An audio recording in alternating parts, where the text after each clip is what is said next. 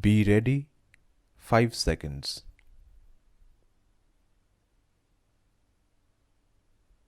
A common question of law and fact arises for consideration whether the claims tribunal could have awarded the counsel's fee or out of pocket expenses while deciding a claim petition filed under section 166 oblique 163A of the Motor Vehicles Act 1988.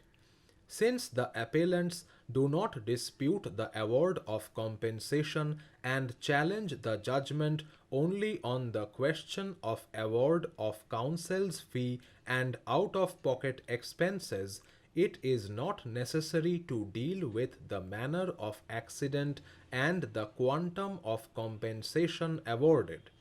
I would advert to the circumstances of awarding costs in each case a little later and would first deal with the general principles governing award of costs. The common case set up by the appellant insurance companies in these appeals oblique petition is that the Motor Vehicles Act 1988 is a code in itself which governs the payment of costs in certain situations. The claims tribunal cannot go beyond the provisions contained in the statute to award costs.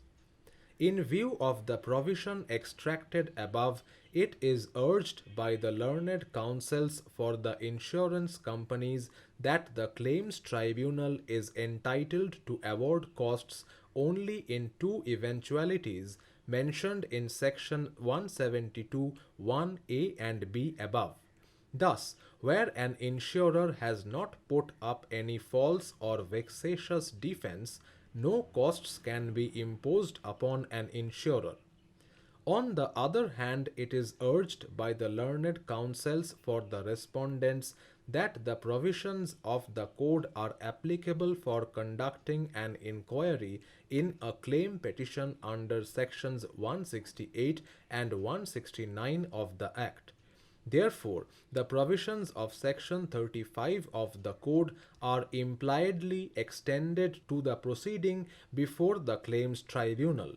The Claims Tribunal and the High Court of Delhi, while dealing with a petition or an appeal under the Act, thus have all the powers to award reasonable costs while deciding a claim petition or an appeal.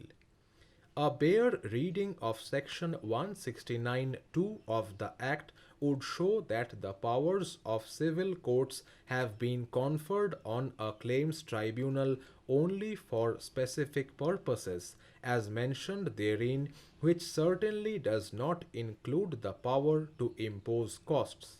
However, Section 176 of the Act empowers the state government to frame rules for the purpose of carrying into effect the provisions given in Sections 165 to 174 of the Act, and in particular as regard to the procedure to be followed by the claims tribunal, and also with regard to the powers which are vested in a civil court which may be exercised by a claims tribunal. While disposing of the claim petition on the basis of settlement and directing the payment of compensation, the claims tribunal directed that a sum of 21,000 shall be paid to the counsel for the respondent as the counsel's fee. This is not in consonance with the Delhi High Court rules on two grounds. Firstly, that the dispute between the parties was amicably settled and there was no agreement to pay the counsel's fee, and secondly, no certificate of fee was filed before the final hearing as provided under Rule 16 of Chapter 16, Volume 1, Part B of the Delhi High Court rules. In view of my observations that the order directing payment of counsel's fee itself was illegal, the impugned order dated 18/5/2012 is set aside.